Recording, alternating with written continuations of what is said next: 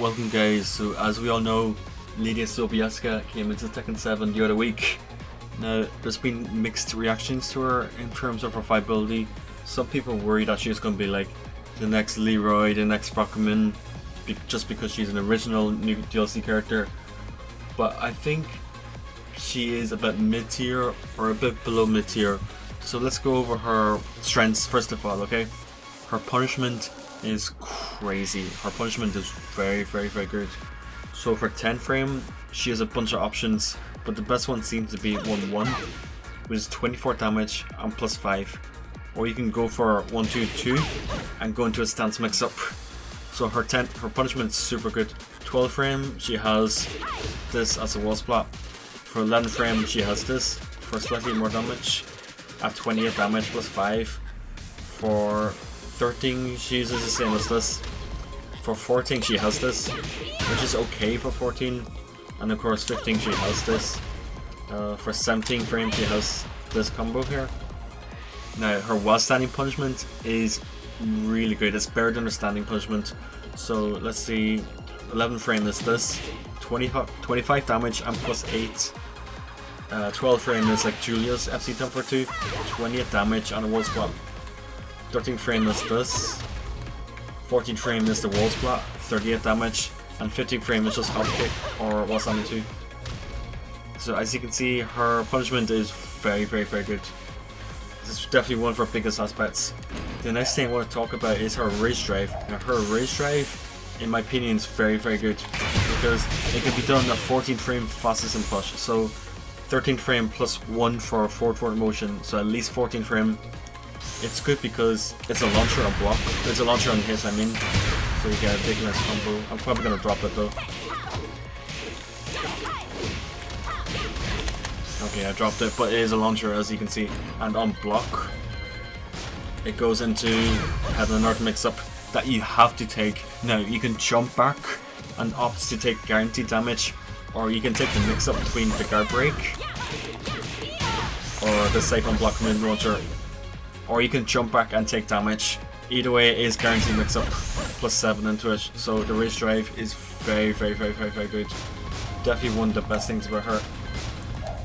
The next thing is obviously her damage and her carry. Her damage is very high because of her blue sparks wall ender. Now I'm going to try it a few times. I'm probably going to drop it. But for example, of this, I dropped it, yeah. But her damage output is very high, as you can see, and the carry is pretty good too. And there's the ender. Now 2 or 3 more damage for the blue sparks, but yeah, it's extremely high, especially of this. She has a very beefy filler. And then damage under there. So yeah, very high damage output and very good carry because her dash jab is good. She has a very big jab hitbox. And it's very hard to high crush under. It's very hard to high crush. So like stuff like Julia's QCF2 will struggle to go under it. So it's a very good jab hitbox. And it's good range as well for a jab. And she has decent follow-ups out of it. She has a low option that knocks down a counter hit. If they try to mash her, for example.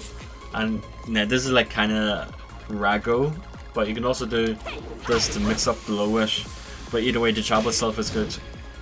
And she has really good recovery on some moves. Like this is very hard to duck and while standing punish. It's very hard to punish them with.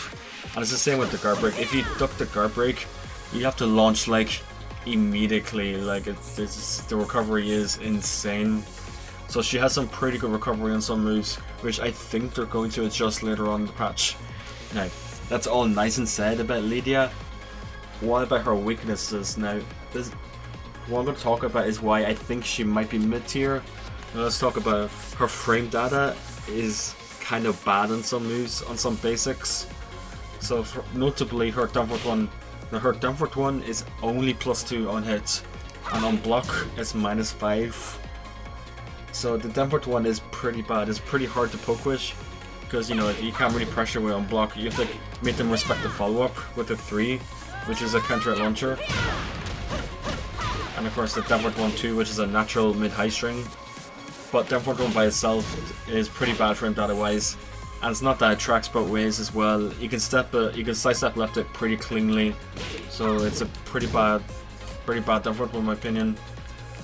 Her lows could be better. Like this is -1, and she's stuck in crouch at -1, and it's -14 on block as well. So some characters can launch this.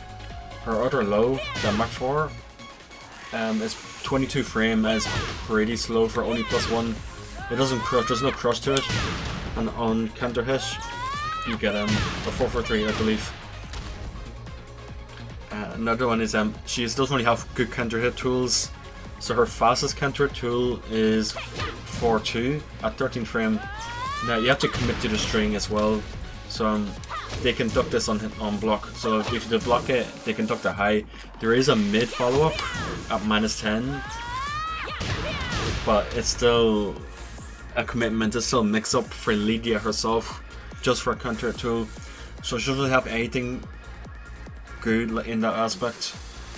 Another thing is yeah, this is why I believe, and I think people will see this later on in the future, her Harrier or having an Earth mix up, which is this stance here, the one with the guard break, and the one with the, like the way showed off the race drive, the one with the signal launcher.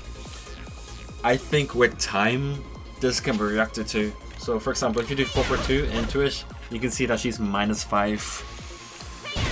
So if you train yourself, you can actually react to this transition and interrupt her out of it. Maybe a dick jab, maybe a launch if you're fast enough, but you can certainly interrupt her. So I think if you take that aspect away from Lidia, it becomes really hard for her to open the opponent up. Like otherwise she's gonna have to take risks with the FC mix-up. And the thing with FC mix-up, nothing is guaranteed off this. So it's another mix-up rather than guaranteed damage. So she has to take quite a bit of risk and read her opponent well to get openings, like get good solid openings. Another big flaw with Lidia is her range tracking is pretty bad. At range you can kind of size that right against her, because this will whiff. She doesn't really have any ranged homing moves, so homing is not impressive.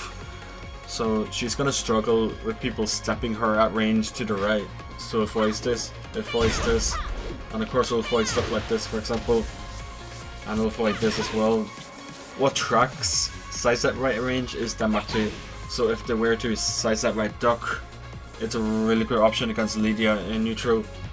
So she's gonna struggle big time with range tools, with lack of counter hit tools.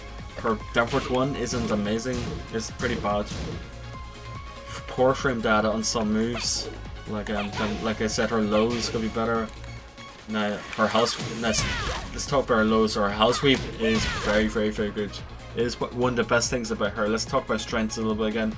The house sweep is one of the best things about her for sure, because it's 37 damage. The Oki's not great afterwards, but because it's so fast, 16 frame with 37 damage, and it doesn't come out in clean hit as well. So if you space it out a little bit, it doesn't come out. So this is definitely one of Lidia's main ways to open the opponent up. But other than that, I think she's going to struggle a bit with people who backdash and step well at range against her. So yeah, that's my impressions of Lidia Sobieska, the new DLC character. Let me know what you guys think about her. Do you like her? Do you think she's strong? Do you think she's weak? You know, let's talk about it.